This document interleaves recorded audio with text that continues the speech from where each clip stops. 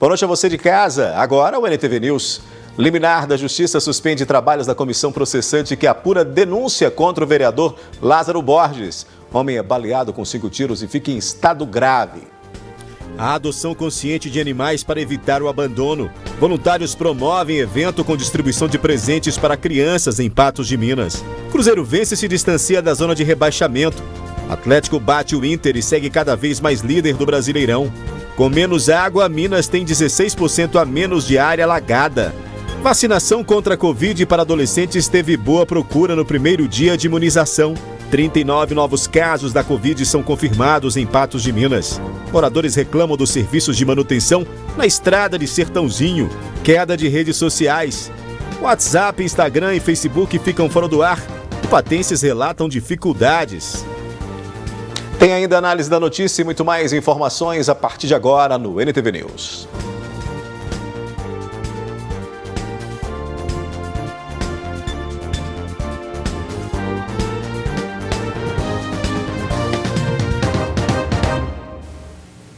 A Polícia Militar conseguiu prender 2 suspeitos de uma tentativa de homicídio ocorrida na noite da última sexta-feira, nas proximidades do Cristavo, onde um homem de 26 anos foi atingido com vários tiros, ficando em estado grave. O crime aconteceu por volta das 22 horas e, em uma ação rápida, a polícia conseguiu identificar o principal suspeito de envolvimento neste crime. As guarnições deslocaram ao local, fizeram contato com alguns testemunhas e, quando as guarnições chegaram, o indivíduo já estava sendo socorrido por transeuntes, por terceiros, em contato com testemunhas e pessoas que estavam no local, considerando que o indivíduo já estava inconsciente, e atualmente está internado em estado grave no hospital. Foi levantadas informações sobre os indivíduos, sobre os 2 autores, na verdade, principalmente um autor que estava envolvido, um dos autores que estava envolvido aí no crime. Foram feitas diligências, recebemos informações de onde ele poderia estar, deslocamos na residência dele, foi feito um cerco aí à residência, logrando êxito aí na sua captura. Ainda conforme a polícia, ao ser preso, o rapaz de 21 anos indicou quem seria o segundo possível envolvido na tentativa de assassinato. Nas diligências, foi levantado outro possível autor envolvido no fato, bem como esse primeiro que foi preso, inclusive citou o nome dele, citou o nome desse segundo indivíduo que estava envolvido. Através de diligências, conseguimos também localizá-lo e efetuar sua prisão. Em busca da arma de fogo utilizada no crime, foram efetuadas diligências e buscas nas residências desses indivíduos, ora presos, bem como em residências de alguns amigos e vizinhos e parentes deles, sendo localizado na residência de um desses autores, do segundo autor que foi preso, uma grande quantidade de drogas, 5 tabletes grandes de maconha, e outras maconhas já doladas, já preparadas para comercializar. O tenente Gomes falou ainda sobre as possíveis ligações entre os suspeitos e a vítima. Os 2 autores que foram presos, eles têm várias passagens por furto, já foram presos por furto juntos, então, de certa forma, eles eram amigos. Tem ocorrência de tráfico de drogas envolvendo os 2 também, então são indivíduos com vastas passagens pela Polícia Militar. O outro indivíduo, a vítima, ela tem algumas ocorrências, mas as ocorrências dela são ocorrências mais antigas e são relacionadas à violência doméstica. Em contato com os autores e as informações que a Polícia Militar conseguiu levantar, a gente não conseguiu identificar a motivação, bem como eles não nos disseram. Os autores, além do homicídio tentado, eles foram presos, segundo o autor, por tráfico de drogas. Que foi encontrar essa grande quantidade de droga na casa dele e ele assumiu a propriedade da droga. Porém, em relação à motivação, as circunstâncias que levaram esses indivíduos a cometer esse delito, infelizmente a gente não conseguiu identificar. Finalizamos o REDS e passamos para a Polícia Civil dar continuidade aí aos trabalhos de Polícia Judiciária. Ainda sobre os trabalhos da Polícia Militar, em Lagoa Formosa, na madrugada deste domingo, um rapaz de 24 anos foi vítima de um crime de lesão corporal ao ser ferido com um golpe de canivete desferido por uma mulher de 25 anos de idade. Os 2 estavam na rua Vico Gregório, no bairro Bela Vista. De acordo com a Polícia Militar, o casal se desentendeu durante uma bebedeira, quando então ocorreu a agressão violenta. É uma ocorrência que aconteceu, como muito bem dito já, em Lagoa Formosa, na madrugada aí de domingo, de sábado para domingo. 2 indivíduos, um homem e uma mulher, eles estavam fazendo uso de bebida alcoólica, até em via pública, de forma moderada, Eles se desentenderam por motivos que a gente não conseguiu levantar, né? E a mulher desferiu um golpe de faca, um canivete, como um bendito aí, uma canivetada na perna da vítima, né? Nós fizemos diligências, são indivíduos, principalmente a mulher, já bastante conhecida, né, do meio policial, né, por envolvimentos em várias ocorrências, lesão corporal, furto, uso de drogas, então ela é bastante conhecida lá em Lagoa Formosa. Ela, infelizmente, a gente não conseguiu efetuar a prisão dela, ela conseguiu evadir, né, e fizemos o socorro aí da vítima para o hospital. A lesão é uma lesão leve, uma lesão simples, né, a gente registrou como lesão corporal, né, considerando que os dois estavam juntos fazendo uso de bebida alcoólica. Depois do intervalo aqui no News, voluntários promovem evento com distribuição de presentes para crianças em Patos de Minas. E vamos falar da adoção consciente de animais para evitar o abandono.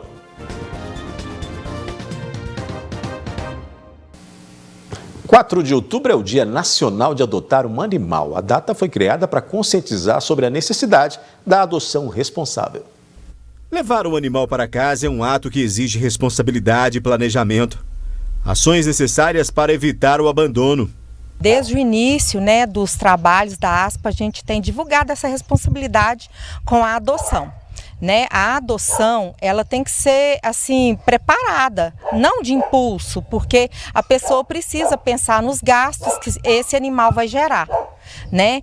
Um deles, até há pouco tempo atrás, era a castração, que infelizmente a ASPA não tinha condições de fornecer. Né? Então tem ali a despesa de médico veterinário, castração, a alimentação, um local adequado para colocar esse animal. E a maioria das adoções não são feitas dessa forma. São feitas no impulso. É aquele filhotinho lindo, maravilhoso, e que a pessoa nem pensa na hora que aquele animal vai crescer, né? E vai desenvolver o tamanho não desejado. Né? E muitos filhotinhos que a gente coloca para adoção, eles vieram, a gente não sabe de onde, não sabe como que é a mãe, o pai, então a gente não pode garantir o tamanho exato que esse animal vai ficar. Então muitas vezes ele fica em um tamanho que a pessoa não era o desejado daquela pessoa, e aí pronto, já é o primeiro motivo para desovar novamente o animal na cidade, né? A Preta já virou xodó dos funcionários deste restaurante, que fica no Parque Municipal do Mocambo. Água e ração, com carinho, não faltam. A Preta, ela sempre conviveu aqui no parque, né? Mas na área de baixo do parque, junto com a Tigresa, que é outra cachorra amiga dela, que chegou a falecer, as duas eram parceiras, faleceu no mês passado. E elas ficavam lá na área de baixo do parque, os visitantes cuidavam delas e tudo mais. E aí, com a pandemia, o parque fechou, ela veio pro restaurante e a gente começou a cuidar dela, né? Da água, ração e também carinho. A Preta não é um animal de rua, muito pelo contrário. Acredite, ela conta com tutores em horários e locais diferentes. Ela chega por volta de 7 horas da manhã e quando a gente encerra as atividades às 18 horas, ela também encerra as atividades dela, né, e vai para a casa dela, que é umas 4 ruas acima, que é um pessoal que cuida dela, que vacina, leva até no pet shopping, e ela tem a caminha dela, a casinha dela dentro da casa mesmo. Então, vamos dizer que é uma guarda compartilhada. Ela fica aqui de dia e à noite ela vai para casa lá dos seus outros donos, vamos dizer assim. Mas as obrigações da Preta por aqui são apenas distribuir amor e uma companhia atenciosa para todos. Até crachá de funcionária ela já tem. Essa funcionária, ela é muito carinhosa, né? Ela, todo mundo que chega, ela tem que recepcionar, tem que passar a mão nela, né? Tem que dar um bom dia para ela. E é isso, ela é bem carinhosa mesmo, e com os clientes, assim, ela é bem tranquila, o cliente passa a mão, tira foto, e ela não incomoda, sabe? Ela não fica pedindo comida nem nada, porque a gente alimenta ela com ração também. O cliente que quiser dar um petisquinho para ela, ela aceita, né? E também ela, igual no crachá dela, tá escrito ali segurança especial. Quando chega uma moto, um carro ou alguém assim, ela late, ela não é perigosa, não avança, mas ela só dá um sinal assim que, opa, tô aqui, você dizer. A Betânia, que é voluntária da ASPA, Associação de Proteção aos Animais, explica que com o aumento na população de animais de rua, a associação não consegue manter o recolhimento de todos e, com isso, a estratégia traçada foi trabalhar com a castração para tentar resolver o problema. A gente começou com esse trabalho, recolhendo, muitas vezes uma cadela com filhotes, estava na rua, estava sofrendo, passando fome, passando sede. E a gente, no impulso também, né, como protetor, porque a gente não está aqui por dinheiro, o trabalho todo da ASP é voluntário, por amor mesmo, a gente acabava recolhendo esses animais e ficamos sobrecarregados. Além do cuidado com os animais, a gente tinha que trabalhar em casa, que é aquele trabalho que todo voluntário, né, geralmente mulheres têm, ainda o trabalho remunerado, e ainda tinha que trabalhar para custear essas despesas. Então a gente acabou sobrecarregado e vimos que o caminho que a gente estava seguindo não teria futuro, não teria o fruto desejado, né? Aquilo que a gente almejava, que era tirar os animais do sofrimento. Então hoje a gente vê que a castração é a solução. Então hoje a gente tomou esse rumo, a castração, estamos trabalhando para isso. Os voluntários seguem mantendo apenas esses animais mais idosos, que podem também ser adotados, mas com alguns critérios específicos. Não é que eles não estejam para adoção, estão sim, desde que a pessoa tenha consciência que esse animal já não é mais um animal jovem, já é um animal idoso, e ela tenha consciência que ele precisa de muito carinho. Cuidar e não abandonar. Até porque, além de ser um ato de amor, pesquisas comprovam que o convívio com os animais é considerado como um dos melhores recursos terapêuticos, melhorando inclusive o bem-estar emocional de muitas famílias durante este período de pandemia. São estes seres que, como a Preta, não exigem nada além de atenção e carinho. É um ato de amor e a gente sente nela ali, né, o carinho que ela tem, a felicidade, o amor que ela tem também por nós. Então, acho que ela é parte aqui da equipe do restaurante do Mocambo. Cachorro é tudo de bom, né? Voluntários realizaram um dia festivo especial para crianças do bairro Alto da Colina, né? Mais de 120 presentes foram distribuídos durante o evento. Dia das Crianças merece ser celebrado. O grupo de oração Mulheres de Flores e Aço, que tem sido ativo com ações sociais ao longo da pandemia, reservou um domingo de muita alegria e diversão para as crianças do bairro Alto Colina. Foi uma tarde preparada com muito carinho. Há mais de 30 dias estamos aí com essa preparação em parceria com o CRAS. Foram feitas mais de 120 inscrições, nós trouxemos mais de 200 kits de brinquedos e lanches especiais para as crianças, além do lanche à vontade, picolé, cachorro-quente, pipoca e algodão doce. Isadora também faz parte do grupo. Além de se divertir, ela ainda fez uma boa ação. Doou vários brinquedos. Muito legal, eu adorei. Tem muita coisa legal aqui. Para a criança de 9 anos, que já conhece bem o sentido da palavra solidariedade, foi gratificante ver seus antigos brinquedos sendo bem recebidos. Sim, muitos brinquedos meus que eu tinha muito e eu não brincava mais, eu doei bastante. Outras pessoas até ficaram muito felizes. Além de brinquedos, muitas guloseimas e brincadeiras. Então a gente tentou fazer o melhor, né? Tudo que eles gostam, guloseimas, brincadeiras. Toda criança vai sair daqui com brinquedo. Claro que as crianças gostaram. Eu amo o Dia das Crianças e eu amo vir nessa quadra e eu amei vir aqui hoje. Eu achei muito legal. Muito legal. E o que você mais gostou aqui? Do picolé. Muito bom. Porque tinha algodão doce, presentes, gostei daqui. É muita felicidade, é o que eu mais gosto. Vamos combinar, nada melhor do que ser criança. Feliz Dia das Crianças! Feliz Dia das Crianças! Feliz Dia das Crianças!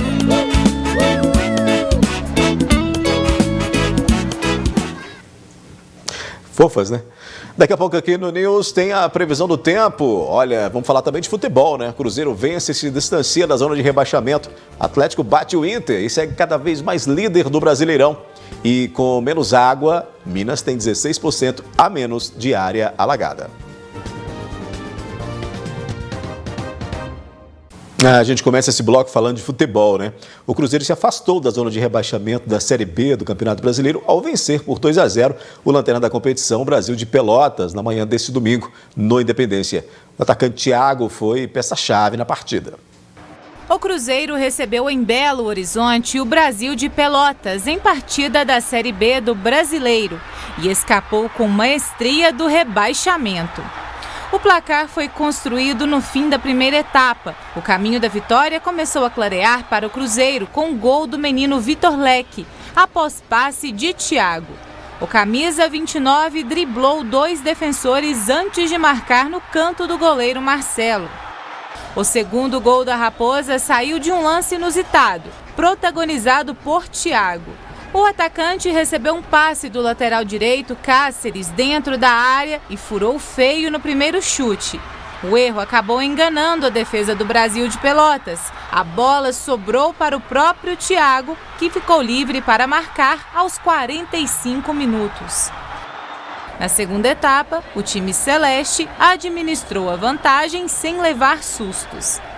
O Cruzeiro vinha de uma sequência de 4 jogos sem vencer. E a vitória contra o Brasil de Pelotas, mesmo sob o sol escaldante, deixou até Lucha mais confiante. A vitória foi importante, né? Nós fomos para dentro do adversário, o adversário mal posicionado na tabela, o último colocado, e não podíamos ter outro resultado que não fosse a vitória. Achei que no segundo tempo nós diminuímos o ritmo, aí a gente reclama, mas tem que entender que também que 11 horas da manhã é duro, né? É complicado, muda todo o metabolismo nosso, aquilo que está acostumado a fazer, né? E além disso, o calor imenso que estava fazendo aqui, né? E existe um trabalho de integração, né, vertical, né? E a gente tem que dar oportunidade ao ativo do clube, que são os meninos da categoria de base. Esse é o ativo que tem. Não existe busca de outro ativo que não seja você lançar os moleques e time vencedor. Né? O time vencedor, o marketing trabalha com mais facilidade, busca mais recursos, uma série de coisas. Então acho que a vitória foi importante. Vamos continuar jogo a jogo, né? Satisfeito pela vitória e voltarmos agora a pensar no jogo do Curitiba. O que o torcedor espera é que o time, após sofridos anos, volte para a Série A. O contrato de Luxemburgo vence no final deste ano, mas o treinador sinalizou para possível extensão. Eu já tive uma conversa direta com o presidente, o Sérgio, sobre a continuidade para o ano que vem. Já fomos bem diretos, bem objetivos. E existe já um caminho traçado para isso acontecer. Pela Série A do Brasileiro, o gol de Keno, o Atlético bateu o Internacional. Foi com o gol de Keno, né, que já tinha um tempo que não fazia. Ganhou por 1-0 no Mineirão e abriu 11 pontos de distância para o Palmeiras na classificação do Campeonato Brasileiro. No Mineirão, o Atlético venceu o Internacional por 1-0. O início da partida não teve muita emoção. Ambos tiveram poucas oportunidades. Com 2 defesas bem postadas, Atlético e Internacional tiveram dificuldades para criar jogadas. A melhor chance do Atlético na primeira etapa aconteceu com Eduardo Sacha. O atacante recebeu pelo lado esquerdo da grande área e finalizou cruzado, exigindo boa defesa de Daniel. O Inter, por sua vez, teve 2 chances com Yuri Alberto. Na segunda etapa, os times mantiveram a formação, mas Cuca fez 2 modificações logo aos 16 minutos. O técnico colocou Savarino e Keno nas vagas de Eduardo Sacha e Jair. As alterações fizeram com que o Galo dominasse o compromisso. Recuperado de um problema de saúde, Keno se destacou e decidiu a partida. Ele recebeu o cruzamento de Hulk rasteiro vindo pelo lado direito e bateu de primeira. Após a eliminação da Libertadores, a torcida alvinegra ficou apreensiva sobre como seria o jogo contra o Inter. Mas no Brasileiro, o time vai bem e agora com mais uma vitória. A gente tem aí a melhor campanha na Libertadores, uma invencibilidade, e você é eliminado dentro dos critérios da competição, com 2 empates, né? O gol qualificado e você é posto em xeque 4 dias depois. Então é lógico que o emocional ele não vai estar tranquilo, ele vai estar instável. Não é abalado, ele vai estar instável. Não só o emocional do jogador, do torcedor também. Lógico que é uma vitória que tira um peso enorme, porque é um jogo quer queira ou quer não, de acerto de contas, porque você vem para um jogo desse e o Brasil inteiro está vendo, vamos ver como o Galo vai reagir a eliminação da Libertadores. Se você tem um tropeço, uma derrota, todo mundo fala, pronto, vai afundar e vai ser difícil se levantar. E esse é um jogo perigosíssimo, um adversário super perigoso, e nós vencemos. São 11 jogos sem perder no Brasileiro. Esse fator, para Cuca, valoriza muito o time mineiro. O Inter ele tem 51% de aproveitamento nos jogos fora de casa. Ele é um visitante indigesto, é um time muito maduro. Time super experiente, um time cascudo, chato, ruim de jogar contra. Eles têm posicionamento correto e têm a velocidade pelos lados e por dentro. Um jogo dificílimo para nós. Eu não tenho dúvida que essa, até hoje, no campeonato, foi a vitória mais importante que nós tivemos. A gente muda de assunto. Minas Gerais perdeu cerca de 16% da superfície de água nas últimas 3 décadas. O estudo foi a partir de imagens de satélite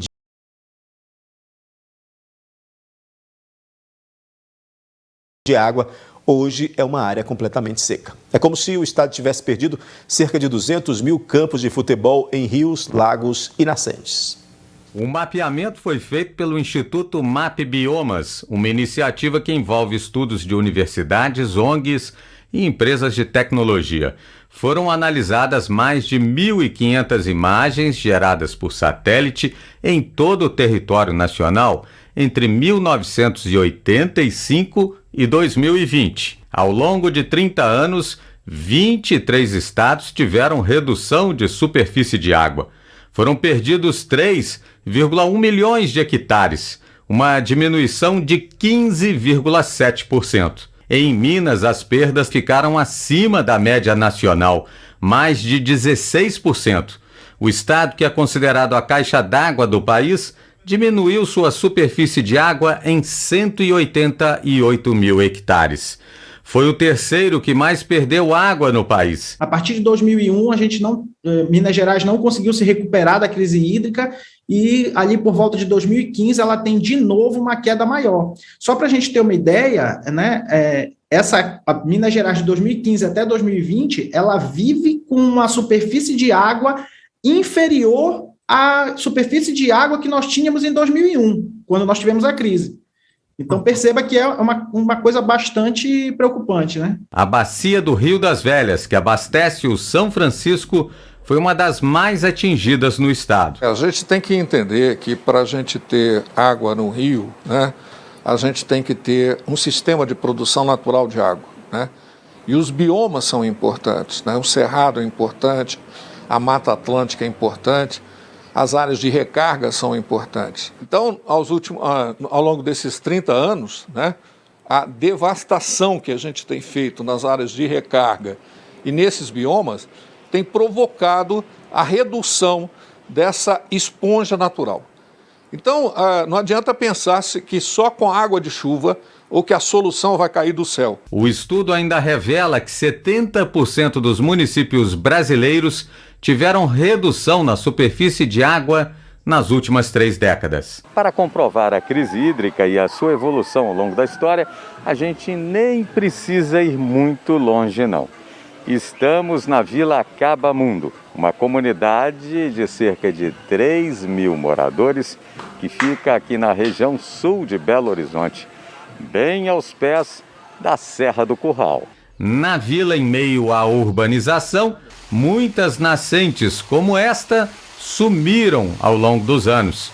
Andamos mais um pouco, subimos e constatamos com esta triste realidade. Laerte lembra muito bem da cachoeira de água abundante que existia aqui. O pessoal tomava banho, usava essas águas aqui para se divertir com as crianças. E com o tempo foi diminuindo até acabar. Acabou. Agora, de uns 15 anos para cá, já não vê mais cachoeira. O córrego do Acabamundo é um dos dos mais de 800 córregos da capital que correm fechados na maior parte do curso e que desaguam no Rio Arrudas, afluente do Rio das Velhas. Manter as nascentes vivas numa crise hídrica como esta é mais do que uma necessidade. É questão de sobrevivência. De um lado, a gente não está protegendo os mananciais e a produção de água. Do outro, nós estamos utilizando o pouco que tem para jogar lixo e esgoto, né? E aí, em vez de circular água de rio, começa a circular esgoto. Então, é uma conta que não fecha, e a partir de Belo Horizonte, o Rio das Velhas fica extremamente comprometido na sua qualidade, fica cheio de cianobactéria, fica verde, o que impossibilita, inclusive, o uso dele para as outras comunidades ao longo da bacia. A terra, ela vai dar um jeito, né? A natureza sempre dá um jeito de se auto-organizar. Agora, essa auto-organização, ela precisa se livrar daquilo que está, vamos dizer assim, machucando ela, né? No momento que ela se livra disso, ela consegue se reorganizar. Mas enquanto isso não acontece, somos nós, os seres humanos, né, a população, que vai sofrer. E aqui, nesse caso, quem vai sofrer mais são aqueles menos favorecidos. Hoje essas nascentes estão se tornando invisíveis aos olhos da nova geração, vamos dizer assim. E nós, como sociedade, eu acho que a gente tem que começar a se mobilizar e ter essa consciência de que isso não pode acabar, porque senão daqui a uns tempos nós vamos estar aqui fazendo uma reportagem do caos.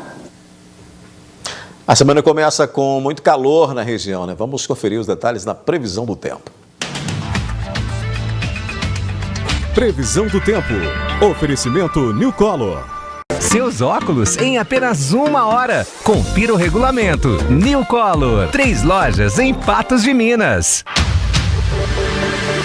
A terça-feira deve ser com umidade variando entre 20% e 80%. A tendência é de muitas nuvens pela manhã, com possibilidade de pancadas de chuva e trovoadas isoladas à tarde e à noite. Em Patos de Minas, a temperatura máxima pode chegar aos 38 graus. Em Coromandel, mínima de 23 e máxima de 39 graus. Em Vazante faz ainda mais calor, com a temperatura máxima devendo marcar 40 graus. Em Lagoa Grande, mínima de 26 e máxima de 39 graus. E em Cruzeiro da Fortaleza, as temperaturas devem oscilar entre 23 e 36 graus.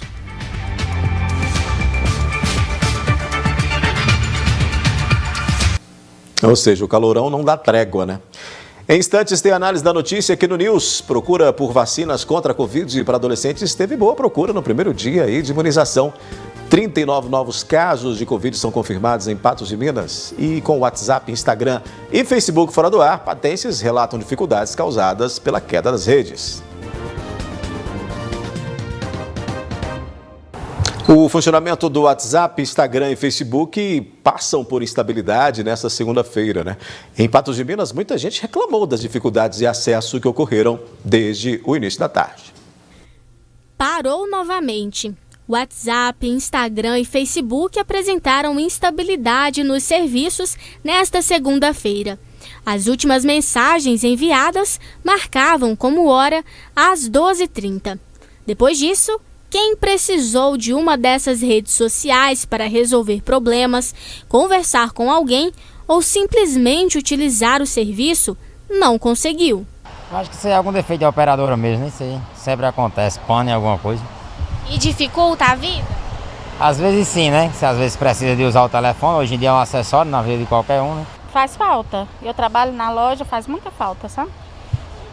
Eu não sei por quê. Ruim, né? Porque a gente depende disso hoje para viver, né? Então, meu trabalho mesmo é através do WhatsApp. Então, não tem nem como a gente trabalhar hoje, né? Muita falta, a gente fica perdido, né? Às vezes eu preciso mandar uma mensagem para alguém e não posso. É dependente também? Sim. Tudo fora de área. Péssimo, né? Tá parado, nós não conseguimos, né? Tudo que nós dependemos disso, né? Hoje mesmo só foi resolver meus problemas de pagar minhas contas e tudo travado. Fica com os pés e mãos amarrados, né? Não tem como. Só mesmo...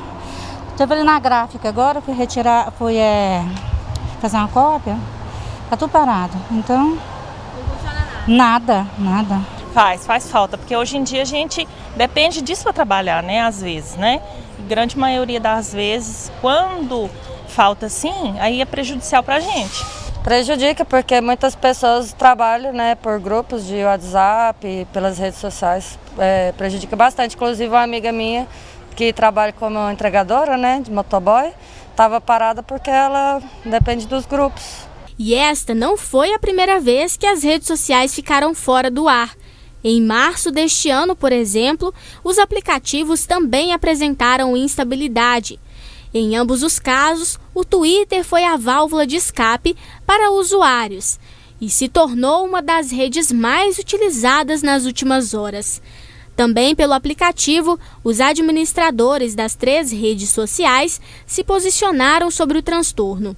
O WhatsApp e o Facebook publicaram que estão cientes de que os usuários estão tendo problemas para acessar os aplicativos e que estão trabalhando para que as coisas voltem ao normal o mais rápido possível. O Instagram declarou que ele e seus amigos passam por um momento difícil e ainda pede paciência. Até o fechamento desta edição, nenhuma das redes sociais fora estabilizada. Por volta das 7h, 7h10, 7h15, o Instagram começou a fazer as atualizações, até em alguns telefones, em alguns lugares do país voltou a funcionar, mas ainda com instabilidade. O WhatsApp ainda mantém uma paralisação. Comigo, Gui Boaventura, para a gente abrir a nossa análise da notícia de hoje. O Gui, nós estamos mais do que nunca, dependentes das tecnologias, né? Boa noite. Boa noite para você, Odair. Boa noite ao nosso telespectador. E é um momento até para a gente fazer uma reflexão, né? Porque essa dependência de um único jeito de se comunicar, porque as pessoas, inclusive, esqueceram que tem o telefone. Você pode usar o telefone. Sim. Né? Mas você se desacostumou tanto a ligar, e hoje, até pela questão dos costumes atuais, você, para ligar, você passa primeiro uma mensagem. Escuta, posso ligar? E até a ligação por si só é uma invasão de privacidade. As pessoas acham assim.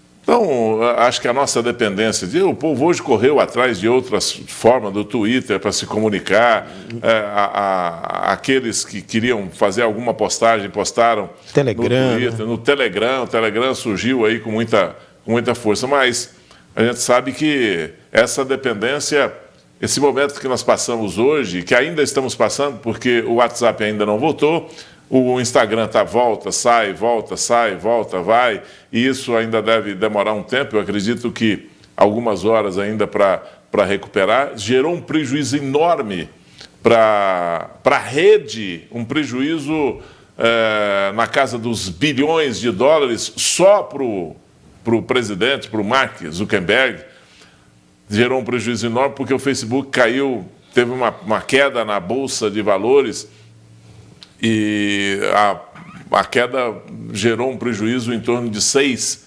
bilhões de dólares. Não são 6 bilhões de reais, são 6 bilhões de dólares. Então, porque é um negócio muito grande. E a recuperação disso também é de uma forma muito grande. Então, vai se recuperar. Né? Tem um prejuízo agora, momentâneo, mas volta a se recuperar. O que a gente tem que recuperar, na verdade, é a não dependência de um único meio de se comunicar com as outras pessoas, de fazer isso com as outras pessoas, de ter contato com as outras, de trabalhar principalmente, né?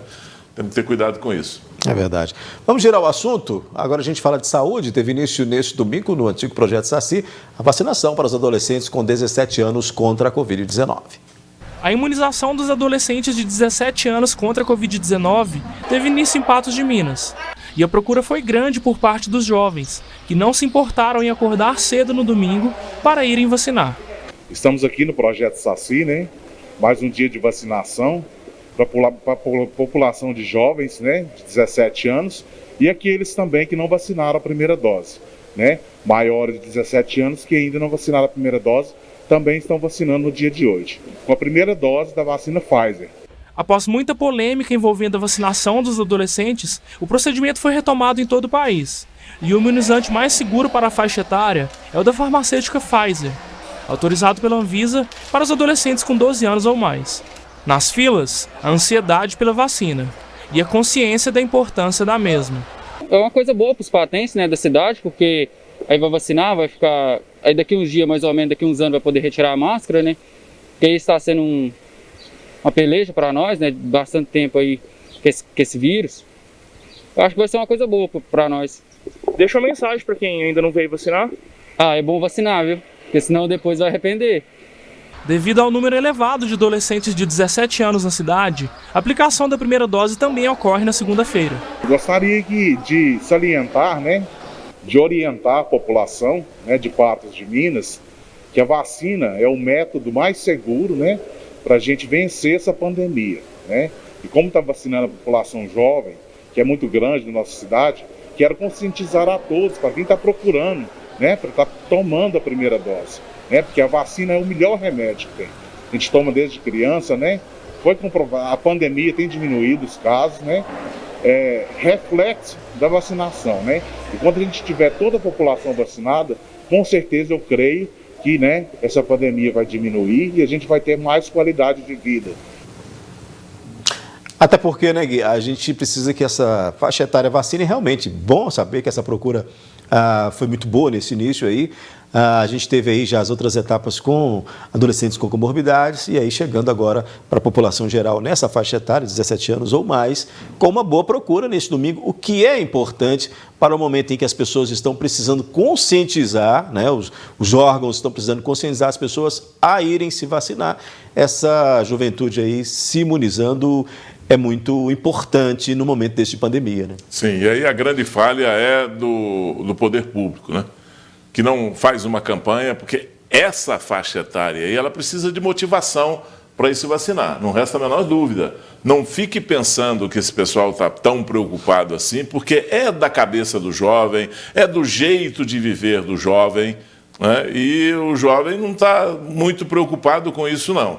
Ele sabe que tem uma resistência maior, isso já foi divulgado por diversas vezes pelos especialistas, mas ele é um transmissor em potencial da doença, que pode transmitir para outras pessoas que são mais susceptíveis. Agora, ele, para ir lá tomar a vacina, ele precisa de ser motivado, ele precisa de ser tentado pela propaganda, motivado pela propaganda, porque saber que ele tem que ir lá vacinar, isso ele sabe, mais do que qualquer outra pessoa.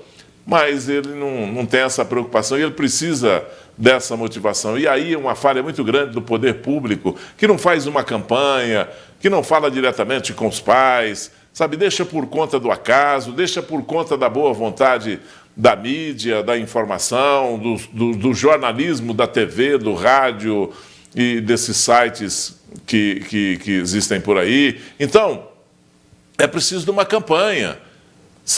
Para não perder tempo, essa meninada precisa de ir lá vacinar e, vacinar dentro do prazo, dentro do tempo, para a gente andar logo com isso aí. Essa é uma faixa etária muito importante nessa campanha contra a Covid-19, viu, Daniel? É isso.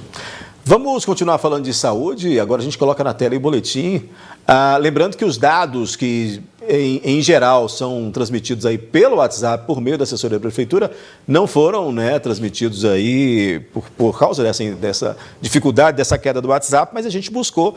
A Prefeitura mantém uma página que chama-se Painel Coronavírus, com todos os dados. A gente fez essa atualização, tomando como base o da sexta-feira, com um comparativo do que está nesse painel da Covid mantido pela Prefeitura, que a gente buscou esses dados. E aí a gente tem 39 novos casos, apenas 2 pacientes internados, um deles em UTI. Ao todo, aí, 126 doentes se recuperam em casa. Esse é um número que precisa estar sempre menor. E não foram registrados novos óbitos, de acordo com o painel coronavírus, o Gui Boaventura. Eu acho que essa questão aí desses números, você nem tem como pôr de parâmetro para fazer essa comparação, porque os números são do fim de semana, são da sexta-feira, nós temos aí os números do fim de semana, não temos essa atualização, pelo menos não temos essa comunicação da atualização.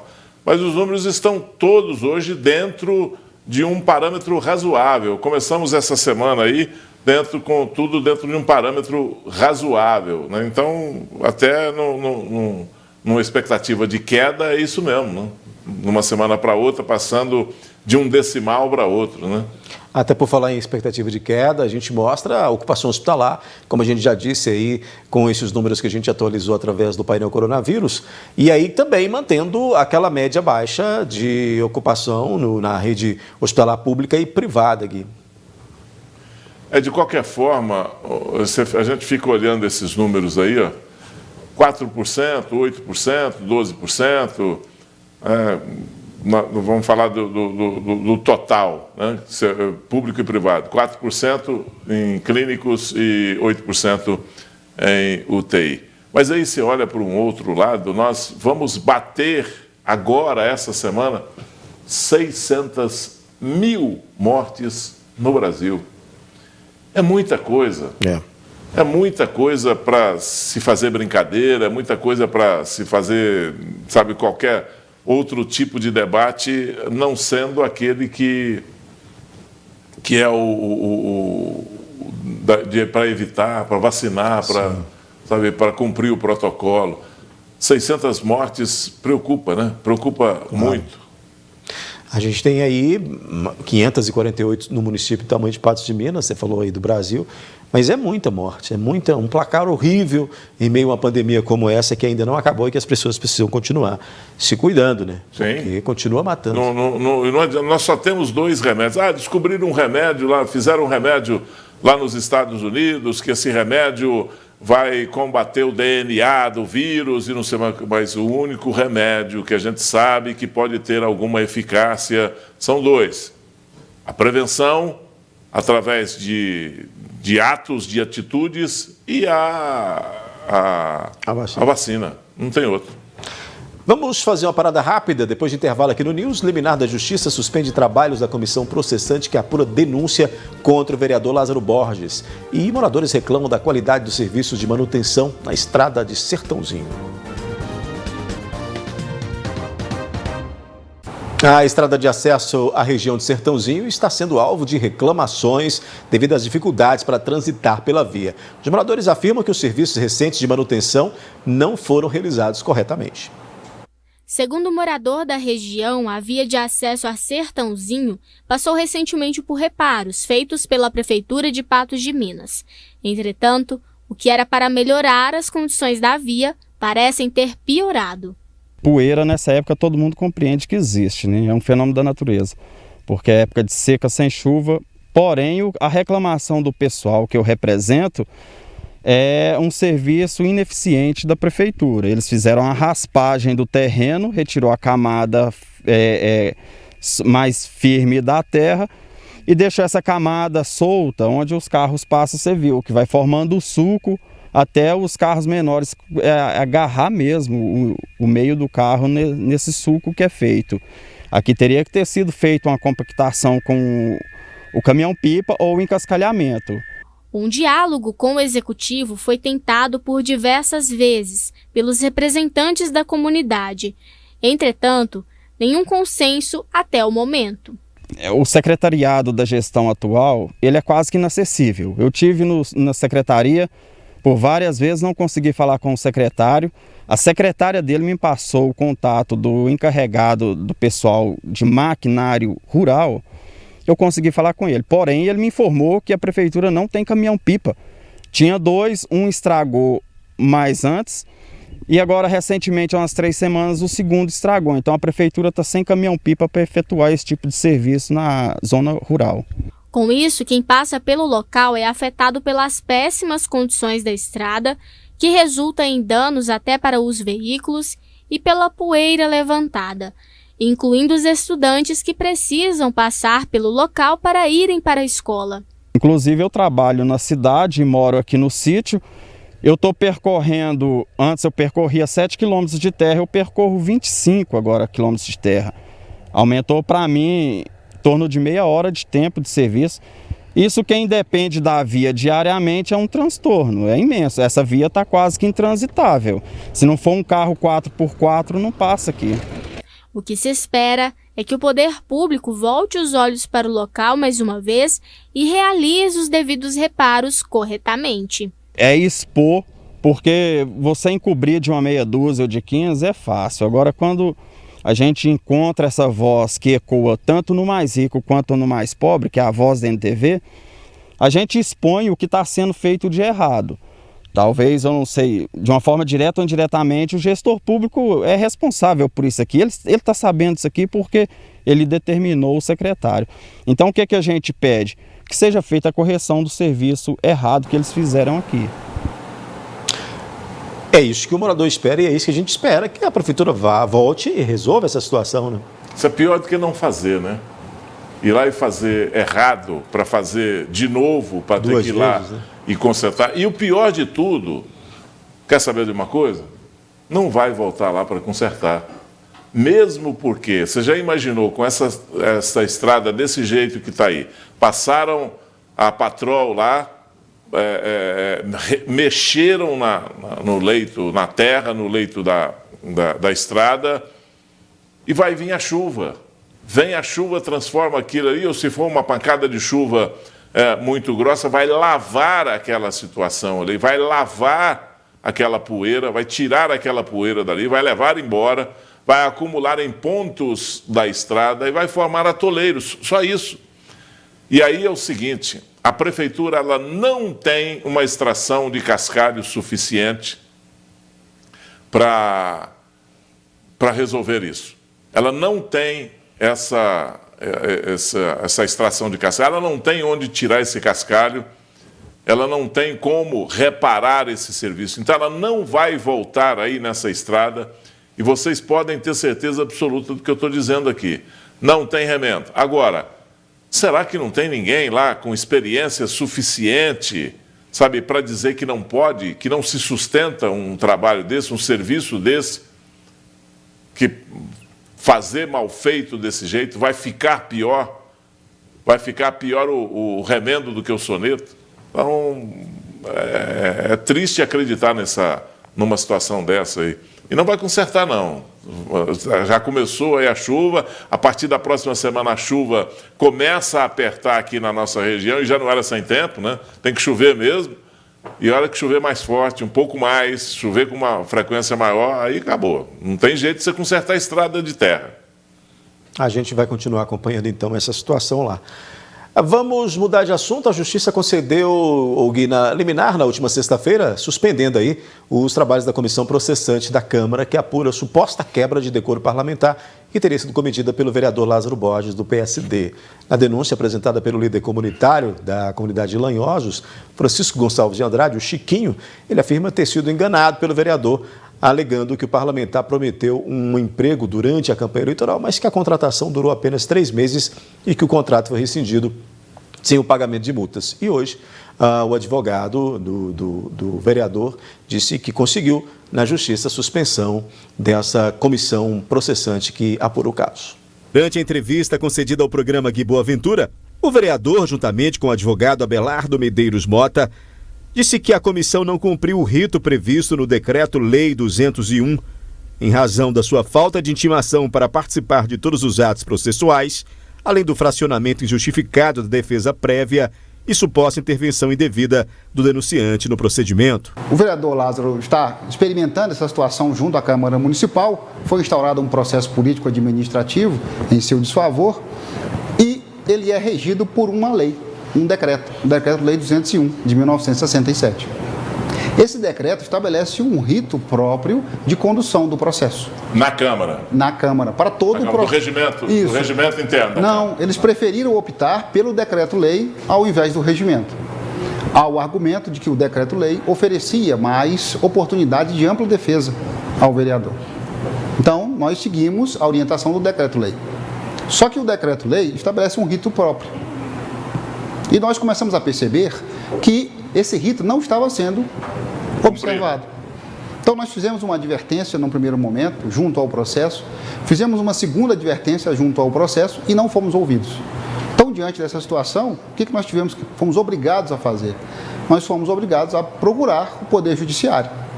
Então, na semana passada, nós ajuizamos uma ação de anulação do processo e conseguimos uma liminar para suspendê-lo. Então, a oitiva da Câmara não vai ter. Vai ser suspensa. Eu estou dando essa notícia para você em primeira mão. Durante a entrevista, o vereador Lázaro Borges ainda questionou a maneira como o processo está sendo realizado pela Câmara. Não estou escondendo, portanto, estou livre para responder tanto à Polícia Civil, no Ministério Público e tanto à Câmara, mas seja o rito correto, não seja o rito que não seja. Poderia ter optado pelo regimento da Câmara, como pelo decreto 201 de 1967. Não culpo ninguém, mas houve muitas falhas nesse decorrer.